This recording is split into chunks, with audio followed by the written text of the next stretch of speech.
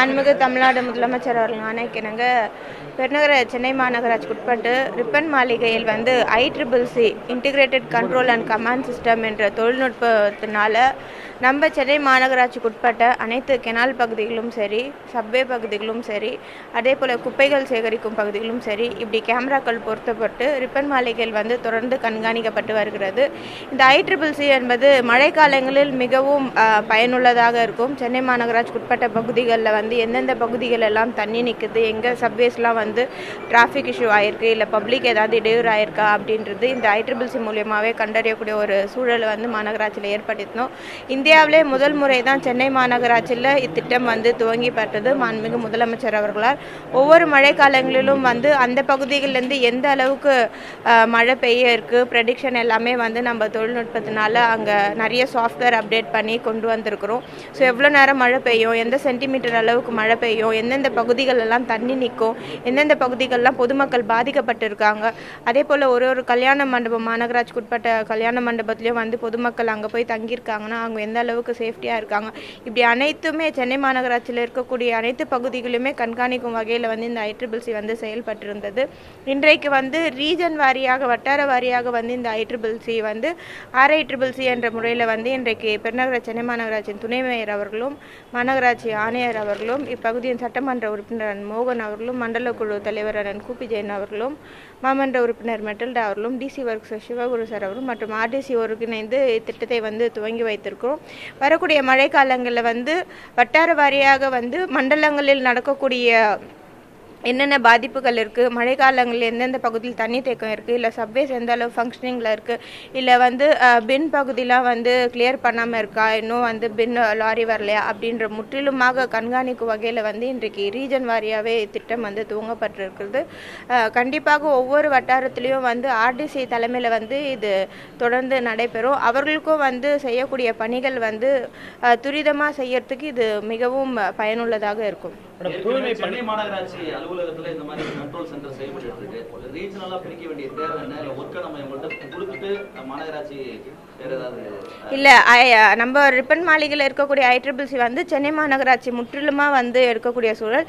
அங்கே தான் வந்து கால் சென்டர் 1913 நம்ம வந்து வச்சுருக்கோம். ஸோ இந்த கால் சென்டரில் வரக்கூடிய கம்ப்ளைண்ட்லாம் ரைஸ் பண்ணி நம்ம வந்து அதற்கான தீர்வை வந்து கண்டறிவோம். இப்போ வந்து மாநகராட்சியில் இருக்கக்கூடிய ICCC வந்து அங்கேயும் அதே போல தான் மாநகராட்சி முற்றிலுமாக இருக்கக்கூடிய கெனால்ஸு, சப்வேஸு, அதுக்கப்புறம் குப்பை தேங்கக்கூடிய இடம், இந்த மாதிரி பகுதிகள் எல்லாம் மெரினா பீச் இந்த பகுதியெல்லாம் கேமரா ஃபிக்ஸ் பண்ணி மானிட்டர் பண்ணிட்டு வரோம்.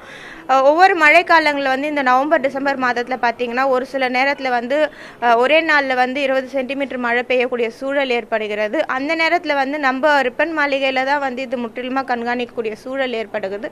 அப்படி இல்லாத ரீஜன் வாரியாக இது நம்ம முன்னெடுத்தோம் அப்படின்னா RDC அவர்கள் நிலையிலிருந்தே இது கண்காணிக்கலாம். ரிப்பன் மாளிகையிலும் தொடர்ந்து அந்த ICCC வந்து செயல்பட்டு வரும். இது RDCகளுக்கும் ஒரு யூஸ்ஃபுல்லாக இருக்கும் அப்படின்றதுனால ரீஜன் வாரியாக இந்த திட்டம் வந்து துவங்கியிருக்கோம். தூய்மை பணியாளர்கள் இன்று போராட்டம் துவங்கியிருக்காங்க, கைது நடவடிக்கை மேற்கொண்டு வராங்க கார்பரேஷனில். இல்லை, தூய்மை பணியாளர்கள் வந்து வைத்த கோரிக்கைகள் 2 கோரிக்கைகள் முதல்ல முன்வைத்திருந்தாங்க. ஒன்று பணி நிரந்தரம் கேட்டாங்க, 2வது வந்து அவங்களுக்கு சேலரி இன்க்ரிமெண்ட் வந்து கேட்டிருந்தாங்க. பணி நிரந்தரம் கண்டிப்பாக மாநகராட்சியில் வந்து நம்மளுக்கு இருக்கும் அப்படின்றது தெரிவித்திருக்கோம். என்றைக்குமே மாநகராட்சி கதவுகள் திறந்து வைக்கப்பட்டிருக்கும் அப்படின்றது தெரிவித்திருக்கோம். நிறைய பேர் வந்து பணியில் வந்து சேர்ந்துருக்குறாங்க.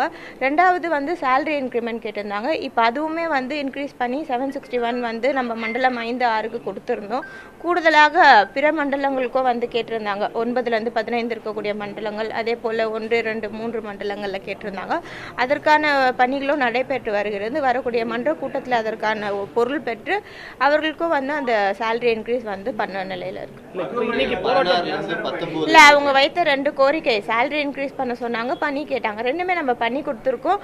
இன்னைக்கு வந்து அவங்க கோரிக்கை வைக்கிறதா வந்து ரிப்பன் மாளிகைக்கு வர்றதா தெரிவித்திருக்காங்க. இன்னும் வரல, வந்த பிறகு வேணும்னா பார்க்கலாம். 16ஆம் தேதிக்கு மேல வியாசரபாடி வடசென்னை பகுதியில் ஃபுல்லா தண்ணி உருவாங்க சூழ்நிலை இருக்கு. எந்த மாதிரி நடவடிக்கை எடுத்திருக்கீங்க?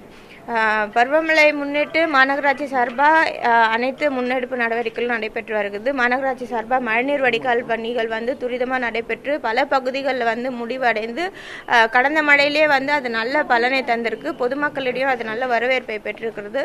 இந்த ஆண்டு கூடுதலாக கவனம் வைத்து பணிகள் வந்து நடைபெற்று வருகிறது. வடசென்னை உட்பட்ட பகுதிகளெல்லாம் நீங்கள் குறிப்பிட்ட இந்த வேசார்படி புளியாந்தோப்பு பகுதிகளெல்லாம் ஒரு 4-5 ஆண்டுகளுக்கு முன்பதாக பார்த்தீங்கன்னா கிட்டத்தட்ட 8 நாள் 10 நாள் தண்ணி பண்ணி நிற்கக்கூடிய சூழல் இருக்கும். இன்றைக்கி பார்த்தீங்கன்னா ஒரு நாளில் அதை வந்து அப்ரூவ் படுத்தக்கூடிய சூழல் இருக்குது. அது வந்து மாநகராட்சி சார்பாக மாண்புமிகு முதலமைச்சர் அவர்களோட ஆணைக்கிணங்க ஏற்படுத்திய கட்டமைப்புகள்னால தான் ஏற்படுத்தியிருக்குன்னு தெரியும். சூளைமேடு சுற்று வட்டார பகுதிகளில் இன்னுமே மழைநீர் வடிகால் பணிகள் சூளைமேடு சுற்று வட்டார பகுதிகள் பத்தினை கோவில் தெரு இந்த மாதிரி இடங்கள்லாம் வந்து கிட்டத்தட்ட மழைநீர் வடிகால் பணிகள் வந்து கடந்த மாதங்கள்லாம் வந்துருக்கு. இல்லை இப்போ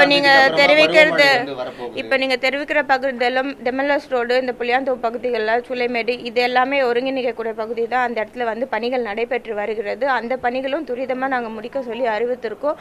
அங்கே ஒரு ரோட் கிராஸ் மட்டும்தான் இன்னும் வேலையை முடிக்க வேண்டிய சூழல் இருக்குது. அந்த பணிகளும் இந்த மாதம் முடியறதுக்குள்ளே முடிக்கப்படும்.